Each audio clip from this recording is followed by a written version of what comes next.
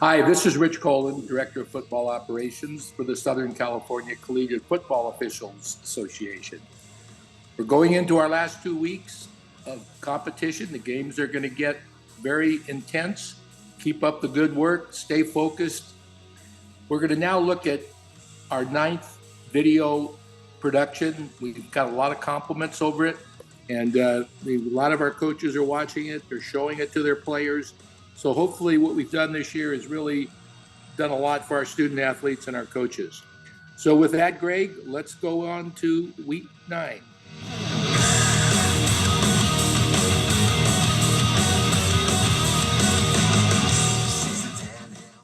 To get us started this week, we're going to take a look at a defensive offsides that we would like called as a dead ball foul. And we're paying attention to this action on this player here, but ultimately, this player is in the neutral zone at the snap and really kind of gets unabated there to the quarterback. So we want this shut down as a dead ball foul instead of a live ball foul.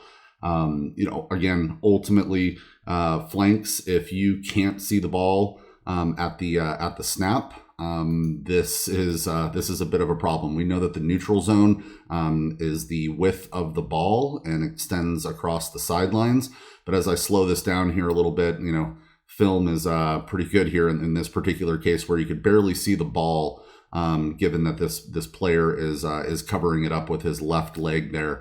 And again, the fact that he goes really kind of unabated to the quarterback, the back kind of misses him there and tries to trip him a little bit, it looks like, since he got by. And then hits the quarterback there. We'd like this called as a dead ball, defensive offsides. We're going to go 5 yards from that spot and replay the down.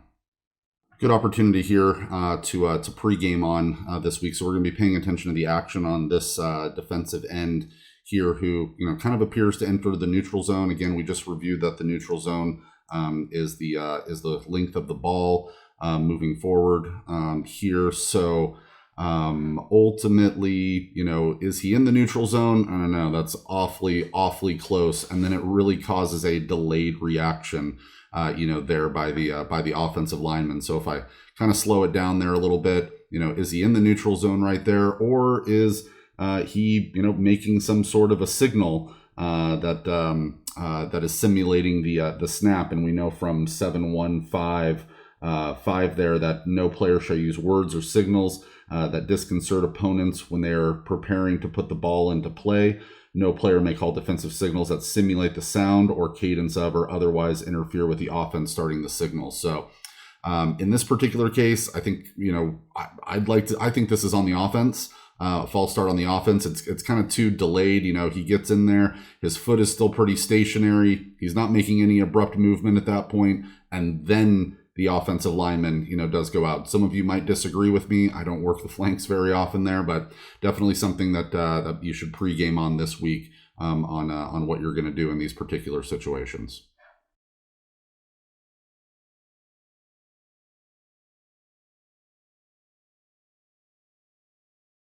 Thought we would do a quick video quiz or really just something to talk about during your pre-games this week as this kicking team lines up in their free kick formation.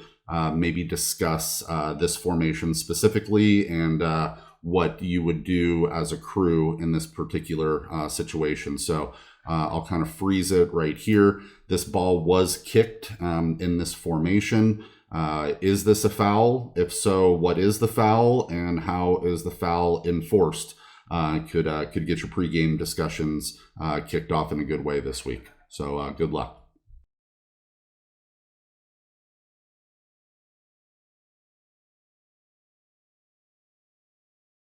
So there's a lot going on in this play. I'm going to let it play through here once or twice, and then we'll start to slow things down. But a lot going on in this particular play that makes this free kick by the kicking team illegal in a couple of different ways.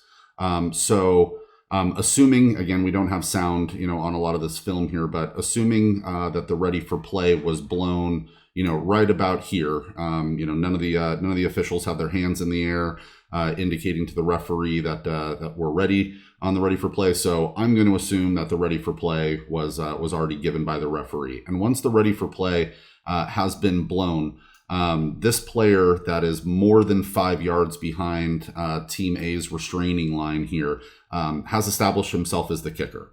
So once the free play or ready for play, is blown and this player is 5 yards behind, more than 5 yards, behind Team A's restraining line, he has now established himself as the kicker and is the only one that is legally allowed to kick the ball. Even though he stops right about here, in an effort to deceive the receiving team, as number 90 there goes more than 5 yards, behind the line and then ultimately kicks this ball. This is a foul for an illegal formation. So in this particular case, the only thing that would make this legal is if all of these players, were in a huddle and none of them were more than 5 yards behind, then ultimately anyone could kick the ball. But once the ready for play, is blown here again, this player has established himself as the kicker. The only thing that makes him not the kicker would be a timeout, and then another ready for play signal blown by the referee. So the other thing to watch out for here is, we've got the illegal formation with the kick there, but then once number 90 or number 80 there does kick the ball, what do we have? We have 3 players on the side to the right of the kicker in this particular case, which is also an illegal formation. We need a minimum of 4 players on each side of the ball.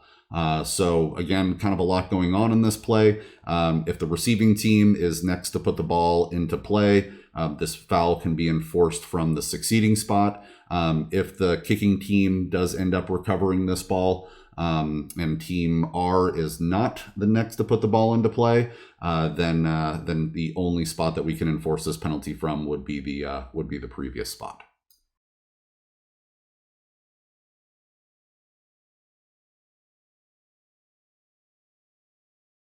For some odd reason, we've talked a lot about leverage and leaping by Team B in scrimmage kick situations here. So we're going to pay attention to the action by this particular player. And this is a good example of a leaping call that we would like to see called on the field. So this is a personal foul.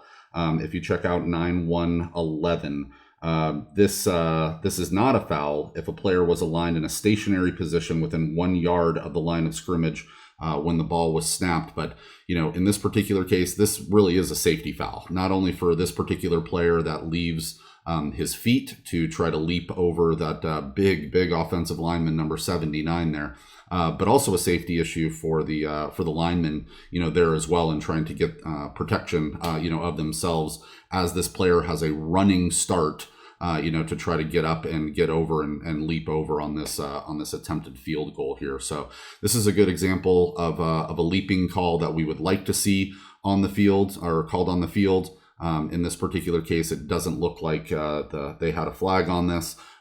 Side judge, that's another real good example of why you're in there on scrimmage kicks, is to help the umpire out watching that action, there at the line. So something that we want called here moving forward.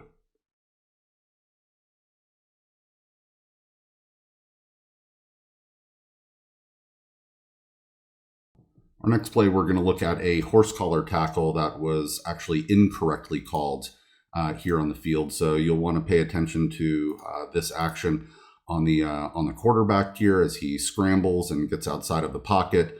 You'll see that the back of his nameplate area is grabbed, but he is not abruptly pulled down to the field or to the ground because of it. The film kind of cuts off there at the bottom. Not sure if there was a case for a personal foul or a late hit here. Looks like the tackle started there in bounds. But again, take a look at 9-1-15 if you're unfamiliar with the elements of a horse collar tackle. But given that there's this extra defender there that's kind of pushing this player forward, this is not a horse collar tackle. And I believe the coach that sent this in said that it was flagged on the field for a horse collar tackle. We don't want to see this called here. Let's make sure that we review 9-1-15 on the elements of a horse collar tackle moving forward.